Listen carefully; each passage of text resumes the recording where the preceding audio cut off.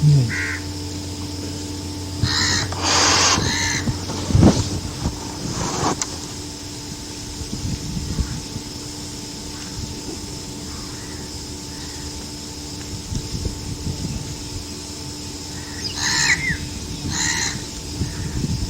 अपने कई किस्म के शब्द बोलते हैं, वैसे वो शब्द तो आम ही हैं।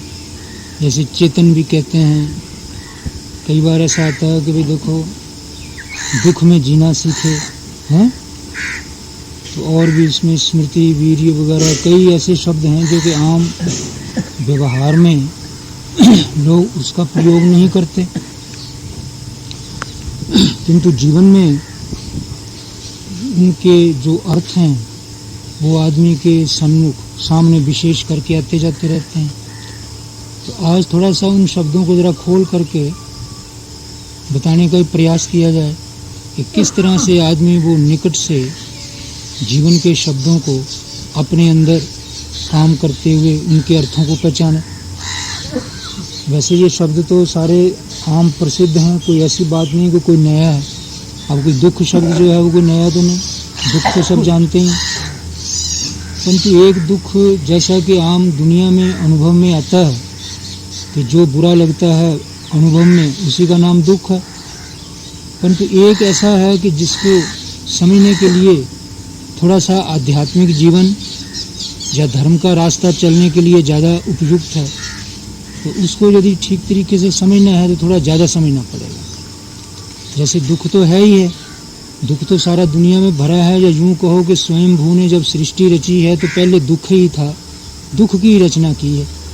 और दुख ही एक ऐसा तत्व है जो कि सारे संसार के जीवों को अपने अपने कर्मों में लगाता है कि जब तुम इस दुख को हटाओ, और दुख को हटाने से जो अनुभव होता है उसका नाम सुख है, और सुख को पाओ। तो इसलिए सबसे पहला तत्व है दुख का तत्व। तो ये दुख का तत्व कैसा है कि जो स्वयंभू की सृष्टि में सबसे प्रथम था, तो ये सबसे ज़्यादा महत्व रखता है। तो इसलिए इसका नाम भी है दुख का सत्य। सत्य तो और भी बहुत हैं, ये सब घास फूस जो भी दिखता है ये भी है, ये भी है, जिसको हम है करके कहते हैं वो सब सत्य है। पर जो दुख का सत्य होना है ये एक पूज्य सत्य है। क्यों कि दुख जो है वो हर एक आदमी का ध्यान आकृष्ट करता है, खींचता है, और इतना खींचता है कि इसको ऐसा टालना चाहिए कि ये सदा के लिए टल जाए, और उसके टलने का जो रास्ता है वो मैं चलूं, और ये जो इससे विपरीत चीज़ें हैं जो दुख लाने वाली हैं उनसे भी मैं छुटकारा पाऊँ। तो सबसे बड़ा सत्य, सत्य का मतलब जो व्यापक चीज़ है, सारी दुनिया को अनुभव में आती है, एक दो कोई थोड़ी है कि आप और हमको ही नजर आती है। कोई भी प्राणी है वो सब के लिए है, इसलिए जो व्यापक चीज़ है वो सत्य कही जाती है। दूसरी जो बहुत निश्चित है, जिसके बारे में कोई संशय नहीं कर सकता, जैसे जो चीज़ सामने आँखों से देख ली उसमें कोई संशय नहीं है। तो दुख एक ऐसा सत्य है जिसको हर एक प्राणी जानता है, इसके बारे में किसी को संदेह नहीं। तो पूरा व्यापक है, मैंने सब प्राणियों में है और इसमें किसी को संदेह नहीं है। इसलिए ये पूर्ण सत्य तो है ही है, पर साथ साथ ये पूज्य सत्य भी है, क्योंकि ये सबसे ज़्यादा ध्यान को आकृष्ट करता है। किस लिए आकृष्ट करता है? मैंने खींचता है। इसलिए ध्यान को खींचता है कि भाई मुझे टालो तो जीने के लायक बनोगे, यदि मुझे टालो नहीं तो जीने के लायक भी नहीं। तो इसलिए ये पूज्य सत्य है। तो अब ये पूज्य सत्य है, तो यदि इसको पूरा टालना है तो इसके कारण को भी समझना पड़ता है। क्यों कि ऊपर ऊपर से आपने थोड़ी देर के लिए टाल दिया और थोड़ी देर के बाद फिर पीछे ही लगा रहा, तो आपके मन के अंदर क्रोध, चिढ़ वगैरह पैदा होते ही रहेंगे और उल्टे उल्टे चक्कर में डालते ही रहेंगे।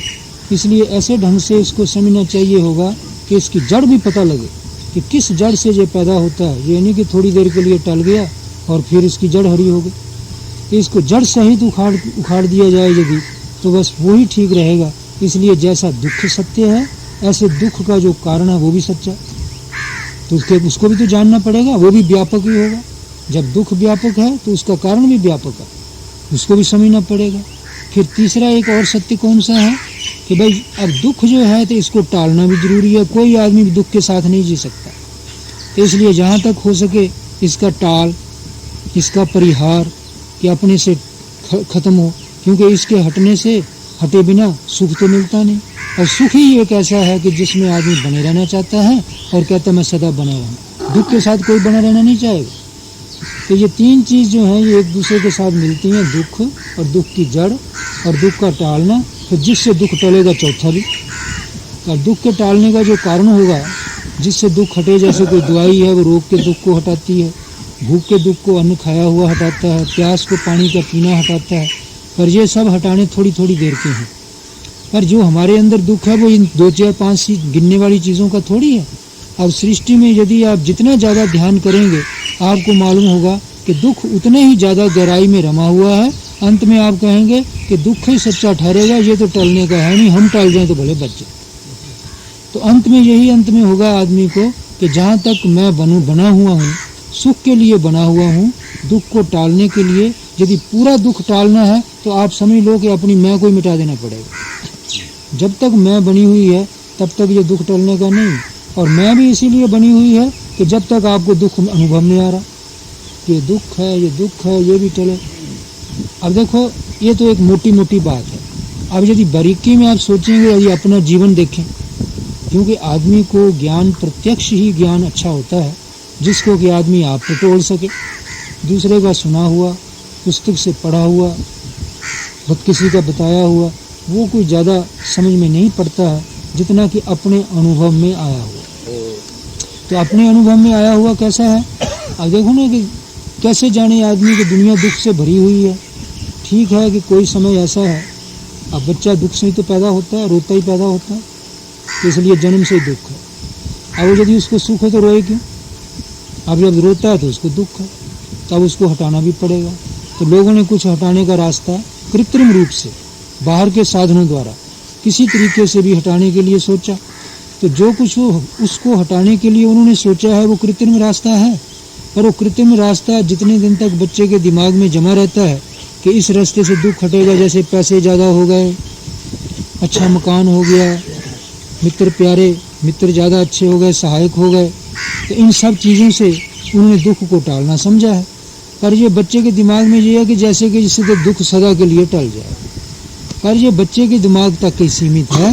पर जिस वक्त आदमी आगे आगे अवस्था में बढ़ेगा तो उसको मालूम होगा कि कृत्रिम साधनों से दुख कोई टलता नहीं। क्योंकि दुख इतनी गहराई में है कि वो थोड़ा सा भी आप खाली हुए नहीं कि दुख से घिर जाओगे, बस फिर वो आपको लपेटेगा क्या कि चलो इसकी टाल करो। आपने कृत्रिम साधन से कुछ टाल करी, थोड़ी देर फिर सुख होगा, किंतु उस सुख की तृष्णा तो जरूर बढ़ गई पर दुख टला नहीं। दुख यूं का तू ही पीछे पड़ा। जैसे कि मान लो थोड़ा एक वृद्ध मूर्ति का मिसाल ले लो जो कि उम्र में बढ़ गया है, क्योंकि बच्चा तो अभी यही जानता है कि भाई ठीक है हमारे अंदर तो अभी चलने के रास्ते के लिए शक्ति काफ़ी है, इस जिसमें दुख देखा उसको यूँ टाल लेंगे, यूँ करेंगे हैं। पर अब देखो, अब जैसे कि मौसम के हिसाब से देखो, गर्मी आती है तो किसी को सुख नहीं है। ठीक है कि कोई 100 में 5 आदमी ऐसे हैं कि कोई कृत्रिम साधनों द्वारा उस गर्मी के दुख से बच जाए, पर फिर भी कितनी देर बचेंगे? बाहर उनको भी निकलना पड़ता है, शरीर के कर्म उनको भी करने पड़ते हैं। सदा यदि वो कहें कि हम बंद कमरे में कूलरों के अंदर बिजली के पंखों के नीचे बैठ करके गर्मी को हटा देंगे तो उनको मिथ्या आशा है। तो अब ये जब क्रियाएं करनी पड़ेंगी, बल्कि हम आपको दुख कम उनको ज़्यादा, जितना ज़्यादा सुखी उतना ही ज़्यादा दुखी। जिसने देखा कि भाई मैं सदा सुखी रहने वाला हूँ, उसको थोड़ा गर्म हवा का झोंका भी ज़्यादा परेशान कर जाए। और जो सदा गर्मी में काम करने वाले हैं उनके अंदर तो चेतन ही ऐसा प्रकट हो गया, चेतन ही ऐसा पनप गया, बन गया कि वो कहता है कोई नहीं, छोटी मोटी गर्मी कोई गर्मी नहीं है, हम लू भी सहन कर सकते हैं। तो क्या मतलब, गर्मी का दुख सबके लिए दुख ही है। फिर अब सर्दी का भी दुख है। अब इस तरह बरसात को भी मत समझो कि ये कोई सुख है। क्यों कि ठीक है, जहाँ तक गर्मी को शांत करती है उतना तक, जब तक पानी पड़ रहा है, ठंडी हवा चल रही, तब तक सुख है।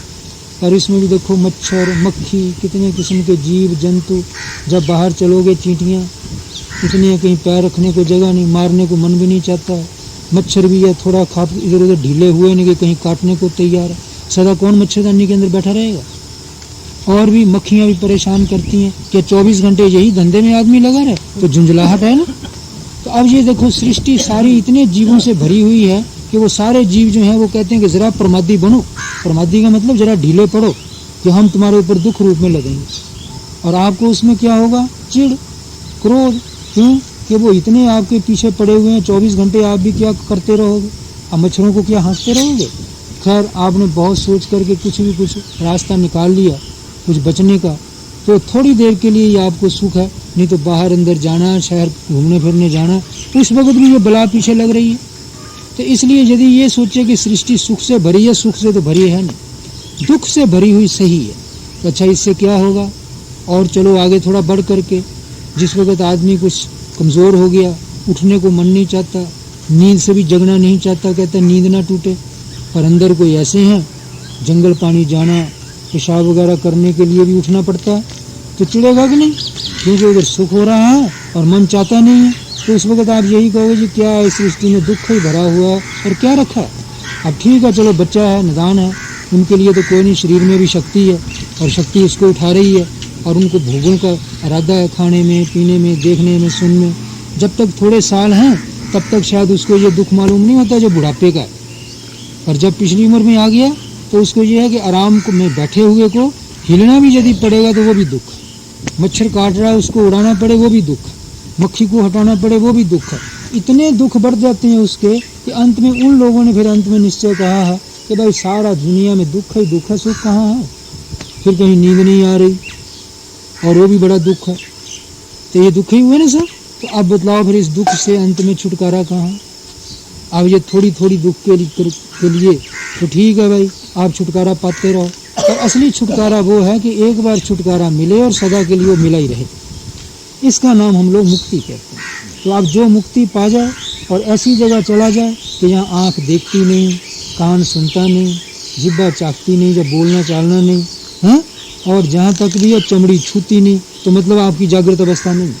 जहाँ जाग गए कि जागने के साथ ये सारी सृष्टि है और सृष्टि जितनी है वो सारी दुख से भरी पड़ी है, तो उसमें तो हर वक्त आपके अंदर यही रहेगा, चिढ़ना, कुड़ना, क्रोध, अहंकार, उसकी बुराइयाँ, ये करते फिर आप जो मत सोचो कि आराम से पड़े रहेंगे नींद की तरह, और नींद भी नहीं आएगी, नींद भी उचरती रहेगी। फिर देह के साथ 36 कर्म लगे हुए हैं, चाहे आपके बाल बच्चों ने कितना भी आपको कह दिया किसी ने कि बाबू या बाबा कि आप शांति से रहो और भगवान का भजन करो, राम के नाम जपो, खाना पीना सब करते रहो और बाकी काम हम संभाल लेंगे, पर ये शरीर के कर्म किए बिना तो मानेगा नहीं अंतरात्मा।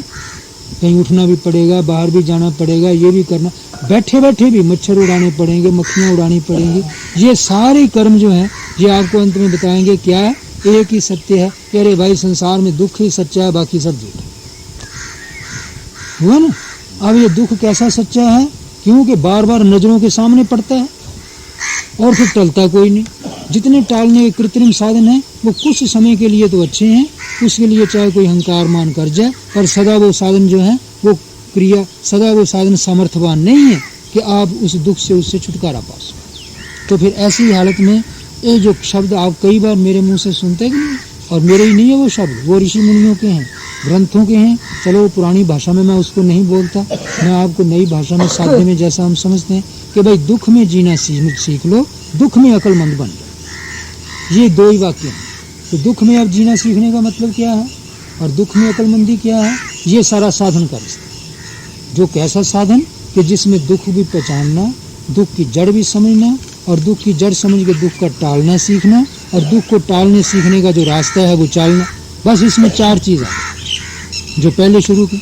अब जैसे मान लो कि सवेरे आप दातुन कुरलाई कर रहे हैं और ठंडी लग रही है, आपको सर्दी है, अब उठने को मन तो करता नहीं कि गर्मी बिजली से रजाई से उठ करके बाहर जाएं, और क्या करें? अब शरीर के कर्म है वो तो करने पड़ेंगे। और ये ठंडी लग रही है और चल रही है पूस माघ की हवा, वो कितना भी कपड़ा ओढ़ लो अंदर घुसती जाती है। क्या उस हवा के मन तो चिढ़ता है ना कि अरे हवा ना लगे, पर लगे कैसे नहीं, वो तो लगेगी और दातुन भी करनी पड़ेगी। अब उस वक्त चिढ़ते हुए मन में यदि ये चिढ़ बसी रही और आपने कुछ साधन का रास्ता नहीं सोचा, धर्म का रास्ता नहीं सीखा, तो ये चिढ़ आपके ऊपर एक तो दुख है ही, दूसरे ये दुख और लग गया।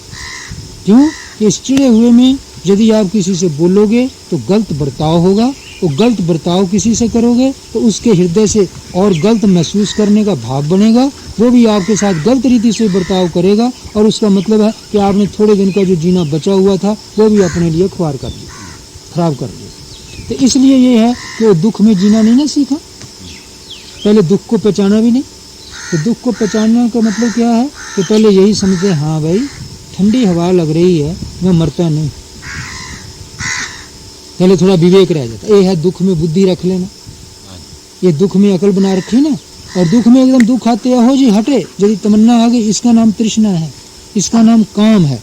और यही आदत बच्चे को पहले से पड़ी है कि जहाँ दुख हुआ नहीं कि रोया नहीं, पर चलो बड़ा आदमी रोता तो है नहीं, पर शिकायतें कर लेगा, चलो शिकायतें नहीं करता, मन में चिढ़ता रहेगा, दूसरे की बुराइयां देखते रहेगा। तो ये है सब मन का दुख को ना समझना और बुद्धि को खो बैठना और दुख में जीना ना सीखना, ये उल्टे बात। अब इससे उल्टी बातें क्या है कि थोड़ा दुख में जीना सीख लो और दुख को थोड़ा पहचानो कि अच्छा भी कितना का दुख होता है, मैं शांत रीति से जरा इसको ही देखूं, कितना का दुख है। अब मान लो चलो बैठे हैं, थोड़ा सा उठ के आ गए, मन तो कहता नहीं था कि भाई नींद से उठें, पर प्रकृति ने, कुदरत ने कहा भाई अंदर भी तो हल्का करना है, चल जरा उठ, तो उठ के चले।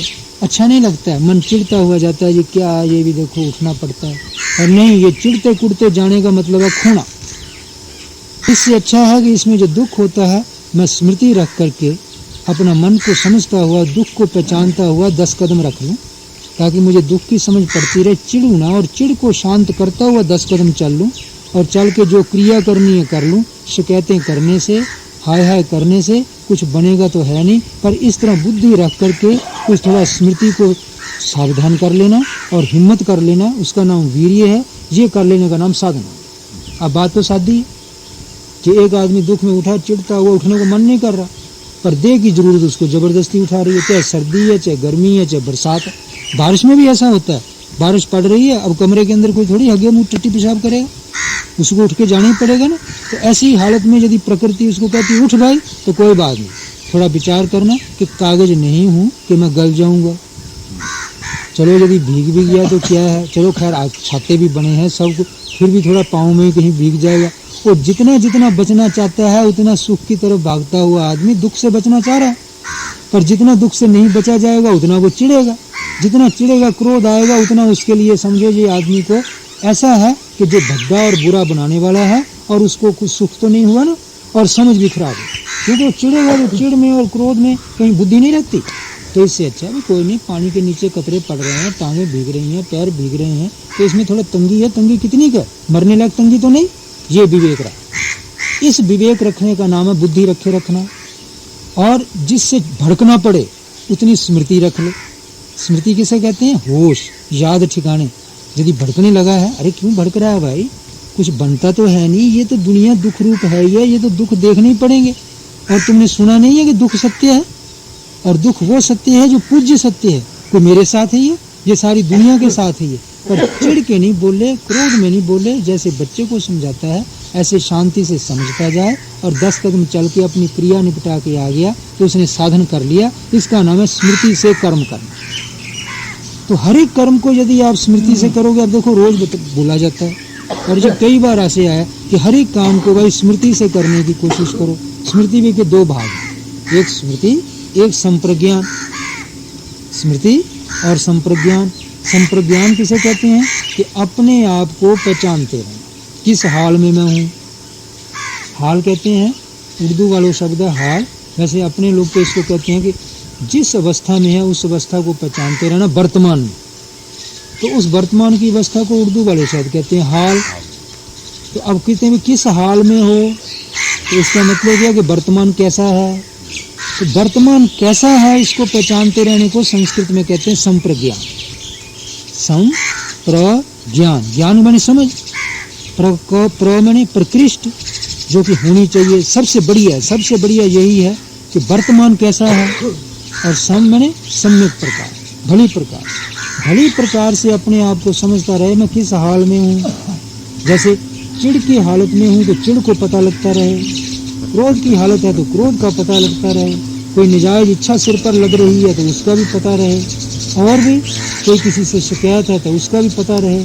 तो कुछ भी मन की हालत है यदि थोड़ा पता लगता रहे तो उसको अपने हाल का पता।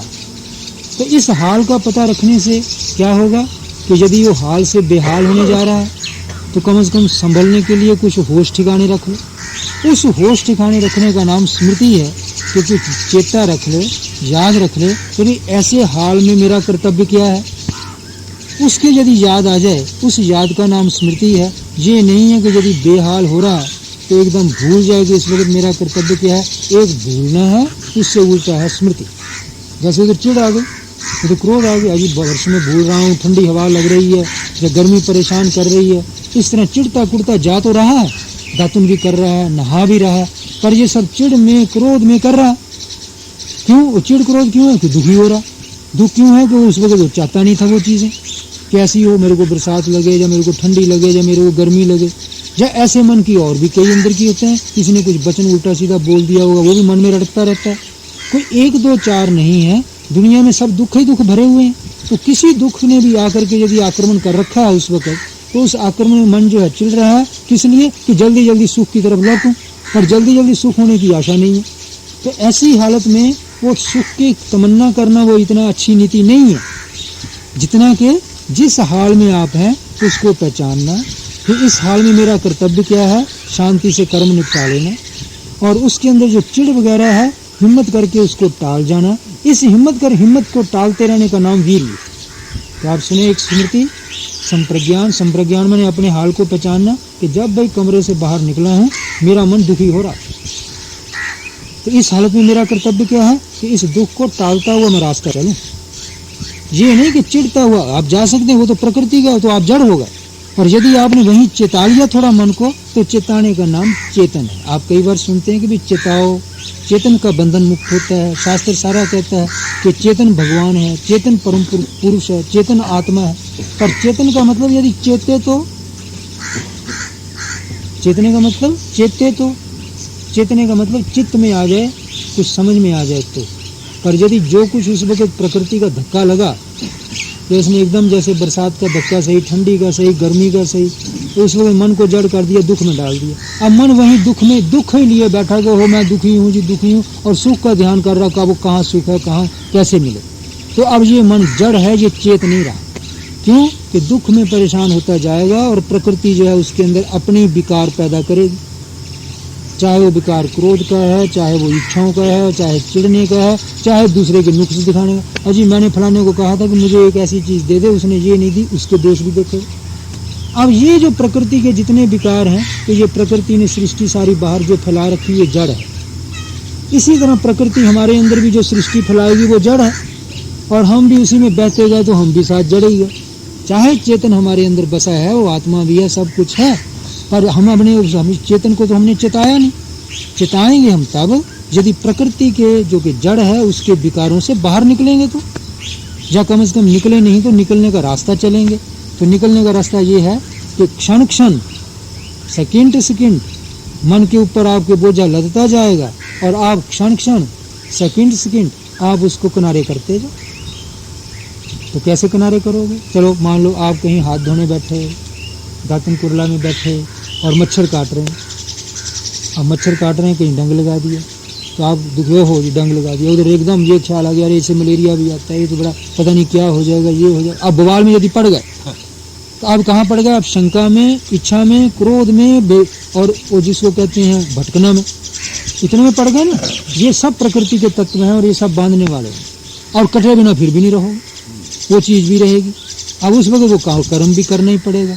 पर आपके अंदर ये जो तूफान है जो कि आदमी को अंधा करने वाला है, आंख नहीं रही, अकल नहीं रही, और जो करना है कुछ कर्तव्य का ज्ञान नहीं, और कुछ आप कर नहीं रहे, सिवाय एक ही चीज है, बस वही दातुन कर लो, हाथ धो लो, चाहे आधा घंटा लगे, 15 मिनट नहान दिए, इसमें मच्छर काटते रहा, बस उस तूफान में बहते गएगा।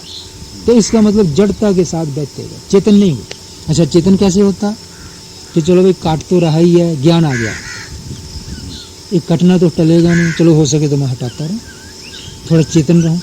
और जो चिड़कुड़ में मेरा मन उधर, जो मेरा मनोवृत्ति लग रही है, जो मेरा उधर ध्यान लग रहा है, उसको उधर से समेट करके मैं कर्तव्य में क्यों ना ले आऊं? तो कर्तव्य उस वक्त क्या है कि हाँ चलो दातुन चल रही है, जो हाथ धो रहा हूं, मन चिढ़ रहा है, तो चिढ़ को पहचानूं, ये हो गया संप्रज्ञान।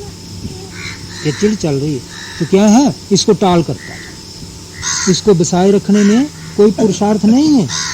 पुरुषार्थ मतलब पुरुष का अर्थ, जो आदमी का प्रयोजन, वो कुछ नहीं है। आदमी का प्रयोजन इसमें है कि चिढ़ को टालने में। चिढ़ अपने आप में शांति नहीं है, चिढ़ क्रोध से होती है, क्रोध भी शांति नहीं है, क्रोध सुख के बिगड़ने से होता है। सुख बिगड़ता है किससे? दुख के आने से। और दुख काटने से मच्छर से, तो क्या मच्छर काट जाएगा, कितना थोड़ा सा खून पी जाएगा, सबको काटता है, इससे जल्दी जल्दी बीमारियां नहीं होती हैं, और फिर भी वो होगा ही। फिर मैं चिड़ू कुड़ू क्यों, चिड़ को टालता हुआ कर्म करता रहूं, सावधान होकर के, और अपने मन को शांत रखूं, समझ के साथ डटा रहूं, उस प्रकृति के तूफान में मना बह जाए। इतना संकल्प इरादे करते हुए यदि आप चेत रहे हैं उस वक्त, तो चेत रहे हैं तो इसलिए आपका नाम चेतन है। यही चेतना हो गई ना। तो चेतना किसे कहते हैं? चिति संज्ञाने, संस्कृत वाले जिसको चेतना कहते हैं, कि कुछ संज्ञा बनी रहे, समझ बनी रहे, होश ठिकाने रहे। तो यदि होश में आप बने रहे और इस तरीके से अपना कर्तव्य पहचानते हुए चलो, उड़ाते भी रहे, करते भी रहे, झुंझलाहट में क्यों पड़े? अब झुंझलाहट में कौन मन पड़ता है? जो सुख का ज्यादा पिट्ठू है। तो बस ये अभी हो जाना चाहिए, ये नहीं कि 5-7 मिनट भी दुख। तो अब वो कहने वाले ऋषि मुनि लोग कहते हैं कि पहले थोड़ा दुख को भी देखना सीखो, जो मैंने पहले बोला कि दुख आर्य सत्य है, दुख पूज्य सत्य है, तो दुख को भी पहचानना सीखो कि दुख क्या है, कितना का है। ये नहीं कि एकदम दुख आया हो, विरोधी बैरी आ गया, इसको काटो, काटो, मारो, करो, और जिस तरह हाय हाय तूफान करते हटाओ, फिर हट जाएगा क्या? हटना उसने फिर भी नहीं है। इसलिए भाई पहले थोड़ा दुख को भी समझने के लिए एक धर्म अपने मन में बसाओ कि कितना का दुख है। अब पहचान तब होती है कि यदि मन को थोड़ा सा सावधान रख करके, एकाग्र रख के करें। तो पहला सबसे बढ़िया ध्यान यही है, दुख का ध्यान। तो अब ये दुख जो है, अब कोई कहे जी ध्यान किसका करना है? अब ध्यान पहले इसी दुख का ही कर लो। हर वक्त चिपटा हुआ है, कोई लाना कहीं से नहीं है। परमात्मा का ध्यान तो पीछे आएगा, जब दुख टल करके सुख शांति सदा बने रहने वाली मिल जाएगी। पहले परमात्मा का हल्ला गुल्ला तो कुछ काम का नहीं। चाहे आप जप कर लो, चाहे कुछ कर लो, पहले भगवान सामने नहीं आएगा। ठीक है कि आप श्रद्धा से एक कर्म कर रहे हैं, उसका पुण्य जरूर है, पर उसका पुण्य माप का ही है, माप से रहित नहीं, अपरिमेय नहीं। तो वो अपरिमेय कौन है? कि जहाँ ये बिल्कुल दुख टल करके और जगत में सब इंद्रियां बुझ करके एक ही जगह सबका चानना लो हो गई, प्रकाश हो गया, और वो हो गया अंतरात्मा में। वहां भगवान का ठिकाना तो मिल जाएगा, पर वो तब तक नहीं मिलेगा जब तक कि बाहर की चीजों के सुख की लटक लगी हुई है, और बाहर से दुख परेशान करके फिर बाहर ही भगा रहा कि बाहर का ही रास्ता लो। तो जब तक आप दुख को काटने के लिए बाहर का रास्ता सोच रहे हैं, तो ये थोड़ा ही अच्छा है। थोड़ा कितना अच्छा है? उतना ही अच्छा है कि जितना थोड़ा टलने के बाद थोड़ा काम धंधे के लायक आप जीने के लायक रह सकते हैं। पर फिर जीवन तो सारा इसी काम में लगाना पड़ेगा भाई, कि भाई दुख का टलना ऐसा हो कि सदा के लिए टल जाए। अब सदा के लिए टलने के लिए बुद्धि ठिकाने चाहिए, और बुद्धि ठिकाने होने के साथ साथ थोड़ा दुख का माप भी ले लेना कि कितना का जो हमको डरा रहा है। अब एक बच्चा है ना छोटा सा, कोई भी चीज छोटी सी है, वो उससे जो डर जाए तो उसी में तूफान रोने का चला देता है। तो अगला आदमी समझता हो वो बच्चा ज़्यादा डर गया, पर वो दूसरे जानते हैं कि जिससे जो डरा है वो ज़्यादा डरने की चीज़ नहीं, तो उसको समझा देते हैं, तो उसको समझ आ गई, तो बच्चा भी थोड़े दिनों में समझा, हाँ क्या है, तो मामूली बात है, इससे डरने की क्या चीज़। तो इसी तरीके से जब तक हम ये दुख से ज़्यादा डरते हैं और दुख को सहन करने की हमारी आदत नहीं, जब तक दुख को सहन करने के लिए हमने धर्म नहीं अपनाया। इसका मतलब क्या है? इसका शब्द एक है शास्त्रों में, तपस्या, तप। कि दुख ताप देता है, दुख से आदमी तपता है। ताप को जो आप हजम कर लोगे, ताप को थोड़ा अकल से देख लोगे, इसका नाम तपना। इसका मतलब ये नहीं कि दुनिया तापनियाँ, जल धाराएं करनी या खड़ेश्वरी होकर खड़े होना जैसे आम साधु कई आप देखते हैं। इसका मतलब छोटा मोटा जो दुख आता है, उस दुख से आदमी का मन तपता है। उस ताप को जरा अकल रख के देख लेना, कितना का है, कितना का है। इसमें यदि देख लिया तो आपको मालूम हो कई दुख इतने हैं कि कितने भी नहीं आके थोड़ी देर में टल जाते हैं, उनके लिए उपाय सोचने की जरूरत नहीं। तो बहुत से तो दुख आपके यूं ही टल जाएंगे। फिर जो टल जाएंगे, जब आपको निश्चय हो गया कि ये तो टालने के ही हैं, तो उसमें आपकी अकल भी नहीं खोएगी।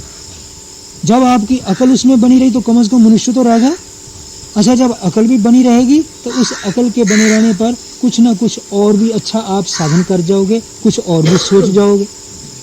अच्छा, यदि कुछ और सोच जाओगे तो आपको शायद सोचते सोचते ऐसा भी मिल जाए कि बड़े से बड़ा दुख भी ये हो टल के अंत में परमात्मा तक भी पहुंच जाओ। पर पहले यदि दुख से इस तरह बच्चे की तरह डर के और एकदम हाय तौबा मचाना शुरू कर दे, तो उस वक्त समझो चाहे बुढ़ा भी आदमी हो गया है तो भी उसको बच्चा ही अभी कहना चाहिए, क्योंकि भी दुख से अभी बहुत डर रहा है वो। तो दुख से इतना डरने की जरूरत नहीं है जितना कि दुख को देखने। बस यही जो दुख को देखना है, पहचानना है, इसी को कहने वालों ने कहा भी दुख का साक्षात्कार करके तो देखो कितना दुख है। चलो कभी मच्छर काटने का भी सही, अब ये तो है नहीं कि जान के मैंने कटाना है, और काट के वो उड़ गया, खुजली हो रही है, जलन हो रही है, उससे चिड़ने से क्या फायदा। अच्छा कितनी हो रही है, जरा खुजली का दुख देख लो, मक्खियां परेशान कर रही हैं जो उसका देख लो। पर एक आदमी है यदि जीव हत्या को अपना ले, अब देखो शास्त्र जो कहता है दुख को देखना है तो थोड़ा पुण्यवान बनना पड़ेगा ना, तो 5 पाप पहले टालने पड़े, जीव हत्या टालनी पड़े, चोरी जारी मिथ्या टालना पड़े, और नशे वगैरह टालना पड़े, क्योंकि ये सारे पाप होते हैं सुख की खातिर और दुख को बचने के लिए। तो पहले जीवों को आप यदि मारना शुरू करोगे तो इसलिए कि हमको दुख देता है और मारो, पर कितना भी आप मार लो एक ना एक दुख देने वाला तो आपको बना ही है। अच्छा यदि आप कहोगे नहीं जी चलो उड़ाते रहो, टाल करते रहो, ये कितनी बार बैठेगा, मैं उतनी बार उड़ाता रहूं, तो आप कहेंगे कहाँ तक हम करेंगे। तो इसका मतलब है आप कर्म करने में ढीले हैं और कर्म करने में कच्चे हैं, और थोड़ा दुख सहन करने में भी कच्चे हैं। झुंझला गए ना आपने, दुख सहन करने वाले नहीं है, दुख देखने में कच्चे हैं। अजी ये यदि मानता नहीं, ये बार बार अपने लालच से आता है, तो मैं बार बार इसको उड़ाने में लगा रहूंगा। नहीं जी हम तो आराम में बैठे, हमारा आराम में खलल डाल रहा है, तो बस आराम त्याग करने का नाम ही तप है कि थोड़ा आराम को त्यागो, थोड़ा दुख के बीच में भी जीना सीख लो। यही दुख में जीना हुआ ना, कि चलो आने दो जो कुछ दुख आता है, पर मैं जीव हत्यारा न बनूं, क्योंकि जो जीव मैं हत्या करके थोड़ी देर के लिए सुख पाना चाहता हूँ, ये हत्या मेरे लिए आने वाले समय के लिए अच्छा नहीं ठहरेगी। अब ये अकल भी जगा लेनी थोड़ी, ठीक है कि मैं लेकर के कोई ना कोई एक ऐसा साधन, मैं मक्खियों को भी सबको खत्म कर दूं, चलो मैंने जालीदार दरवाजे भी बना लिए, पर बाहर बैठूंगा तो तंग तो करेंगी वो, हैं। परंतु अब कितना देर आप हत्या ही करके यदि दुनिया से अपना सुख चाहोगे, तो ये हत्या पता कहाँ तक है, फिर जहाँ तक आएगी कि आप हत्या कर भी नहीं सकते आगे। कहाँ तक एक आदमी अपनी हत्या ही कर करके दुनिया में सुखी होना चाहेगा। आखिर तो आदमियों के बारे में भी आपको बैर विरोध होगा, तो अंत में तो दुख सहना ही पड़ेगा ना। तो ये छोटे छोटे जीव जिसको हम मारते हैं, जब मारने के लिए सोचते हैं कि ये भाई हमको दुख देते तो हमको भी इसको क्यों ना मारें, उसका मतलब क्या है कि ये हमको शिक्षा देते हैं कि थोड़ा सहन शक्ति का शिक्षा हमसे ले लो। यदि हमको आप सहन कर लोगे तो शायद हम ही बैठे हुए हैं आदमियों के अंदर, आदमियों के अपराधों को भी झेल लोगे। कहीं मच्छर का अपराध, कहीं मक्खी का, कहीं ततैया का जिसको आप भिंड कहते हैं, चलो कहीं ऐसे और भी कई किस्म के जानवर हैं, उनके अपराध, तो उनके अपराध सहन, अपराध जितने भी अपराध किस लिए कहते हैं, खोटे रीति से किसी को आराधना करना, जैसे किसी को दुख दे दिया वो अपराध। अब वो दुख को यदि आपने देख के थोड़ा सहन करने के लिए भक्ति बना ली, तो ये भगवान की भक्ति है भी, किसी जीव को दुख नहीं देना, हर एक जीव का थोड़ा मोटा दुख सहन कर लेना, बचाव तो जरूर करना, उड़ाते रहे हटाते रहे। चलो कोई ऐसी जगह पड़ गए जहाँ धूप से भी बच गए, ठंडी से भी बच गए, पर फिर भी नहीं बचा जाएगा, फिर भी नहीं बचा जाए तो दुख को देखो, आंख खोलो, अकल जगाए रखो, अकल जगा के इसकी टाल सीखो, चिड़कुड़ वगैरह को पैदा, क्रोध को टालते रहो। आप मन को जितना सादा सिंपल बनाते जाओगे, सादगी में रखोगे, बराबरी में रहोगे, इसका नाम है आप शांति के पुजारी। यदि मन नहीं चिड़ेगा तो शांत है ना, क्रोध नहीं होगा तब ना शांति। क्रोधी मन में शांति कैसे, चाहे आप ढेर लिए बैठे हैं, मेरू जितना धन, जितना मेरू पर्वत है उतना सोना है आपके पास, और भाई बंधु आपके इतने ताकतवर हैं जिसका दुनिया में कोई मिसाल नहीं, जैसे पहले चक्रवर्ती सम्राट के होते, और घर भी सब आपका इतना सुंदर बना है जैसे कि राजाओं के महल किसी समय होते थे, और भी जो आजकल के जो वर्तमान समय की जो सामग्री है सुख देने वाली सब है। पर यदि थोड़ा भी आपका सुख बिगड़ जाएगा, उस वक्त जो दुख आएगा ना, वो सारा दुख, उस वक्त सारे सुख आपको धूड़ में मिल जाएगा, किसी का सुख याद नहीं आएगा। अब मरते आदमी को बताओ दुनिया का क्या सुख है, सारी चीजें हैं ना, जिसको मौत ही दिख रही है उसको क्या सुख है। तो इसी तरह एक भी छोटा मोटा दुख यदि सिर पर आ पड़ा तो सारे सुख जितने हैं कच्चे हो जाते हैं, सारे धूल में मिल जाते हैं। तो अंत में दुख का टालना ही एक बड़ा धर्म रह जाता है कि दुख टलता रहे। दुख टालने का मतलब ये नहीं है कि आप बाहर के साधनों द्वारा दुख टालना, तो आप अंदर से दुख टालना सीखो आध्यात्मिक रीति से। तो आध्यात्मिक रीति से दुख टालने का मतलब क्या है कि थोड़ा दुख होने से क्रोध आ रहा है, चिढ़ आ रही है, मन में अशांति हो रही है, ये ज्यादा दुख है। तो कोई नहीं, हर एक कर्म करना। यदि रास्ता चलते कुटिया से निकल करके वहां तक भी जाना पड़ेगा, तो उसमें उतनी देर चिढ़ते जाने से अच्छा है कि चिढ़ को शांत करते हुए जाना, क्रोध को शांत करते हुए जाना। जो दुख आप कह रहे हैं दुख हो रहा है, उसको दुख को देखते हुए जाना, दुख को देखते हुए जाते हुए समझ पैदा करनी, क्या दुख है। जिस वक्त मन में आ रहा है दुख व कुछ नहीं, मानने का दुख है।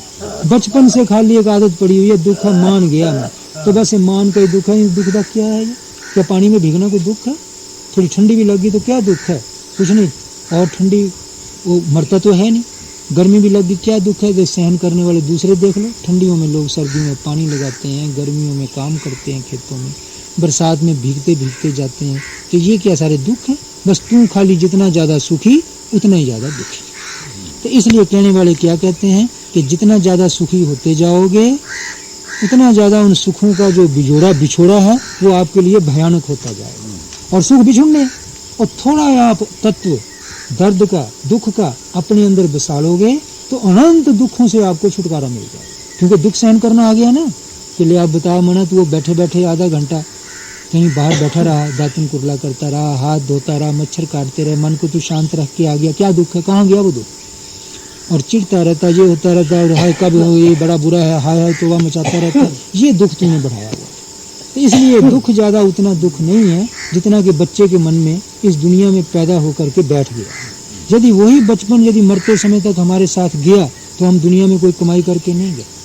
पर यदि इसी बच्चे का मन बदल करके थोड़ा दुख को देख करके और दुख की जड़ समझ के, तो दुख की जड़ क्या है? दुख की जड़ यही है कि जितना आप तृष्णा को ज़्यादा बढ़ाते जाओ। अब क्यों ज़्यादा हमारे लिए दुख बड़ा हो गया? कि बाहर का सहारा हम ज़्यादा लेते रहे ना। यदि थोड़ा सहन शक्ति और अपने मन के अंदर थोड़ा सा बुद्धि और दुख का देखना भी, कितना भी दुख है, और कितना भी दुख नहीं, कुछ भी दुख नहीं, अभी मानने का ही दुख है, तो दुख टल गया नहीं। तो फिर दुख टल गया यदि, तो यही दुख का परिहार हो, टाल। पर दुख का टाल कब हुई? तो यदि जड़ सहित उस दुख को आपने पहचान लिया। पहचानने जब लगे, आंख खोला, तो उस बच्चे को हुआ, हाँ जी, जिस कुत्ते से मैं डर रहा था, मेरे बाप ने जब मेरे हाथ में डंडा थमा दिया तो कुत्ता ही मेरे लिए भाग लिया मेरे से। तो फिर इसी तरह दुख भी है कि जो दुख आपको बुझा रहा है पीछे लग करके, कि उसका सहारा ले, उसका सहारा ले। सहारा का मतलब यही नहीं कि आदमियों का और पदार्थों का, खोटे कर्मों का भी, इसको मारो, यहाँ चोरी करो, यहाँ तूफान झूठ बोलो, वो 5 पाप जो मैंने आपको कहे, वो 5 पाप पहले ये दुख आपको करोड़ता है। तो एक दो ही बैरी थोड़ी है इस आदमी के। अब ये जो 5 यदि अंदर पड़ गए तो ना तो रात को नींद सुख की लेने देंगे, और आप मत सोचो कि मरने के बाद आदमी का इतिहास खत्म हो जाता है और इसके बाद मरने के बाद जीवन ठीक नहीं होने देंगे। अब जब यही जिसने बैरी बना लिए, वो रात को सपने के बीच में भी उचट करके उसकी नींद उचटती है, उसको वहां भी सुख नहीं। एक आदमी को शंका हो गई कि मेरे पास पैसे हैं और आसपास ये इलाका चोर बहुत हैं, इस इलाका में बसे हुए, और मैं कुदरती ऐसी जगह रात में पड़ गया कि जहाँ इनमें मुझे रात रहनी पड़ गई, और कोई जगह सुरक्षित नहीं है। था उसके पास हथियार भी और सारा कुनबा भी है। अब वो जैसे अफसर होते हैं ना बंगलियों वाले, जिनके बंगले उजाड़ों में कई जगह बने रहते, अब तो खैर इतनी उजाड़ नहीं रही।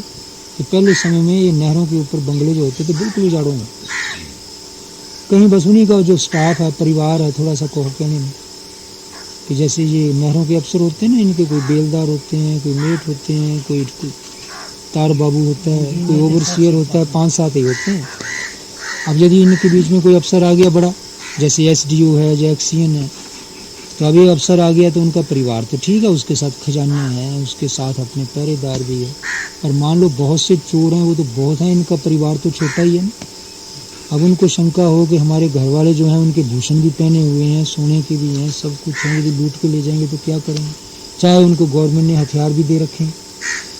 अब एक आदमी रात को ऐसे मौके पर पड़ गया, और रात को हथियार रखते वक्त उसको हुआ, गर्मी के दिन है, हम ऊपर सो रहे हैं और हथियार मैंने रखा है सराहने में, यदि चोरों ने आके पहले मेरा ही हथियार ले लिया और मुझे लूट लिया तो मैं क्या करूँगा। इसी शंका में वो कई तरीके उसने सोची कि हथियार मैं कैसी जगह रखूँ कि जब वो आकर के कोई आ जाए तो झट हथियार उठा के मैं गोली चला दूँ।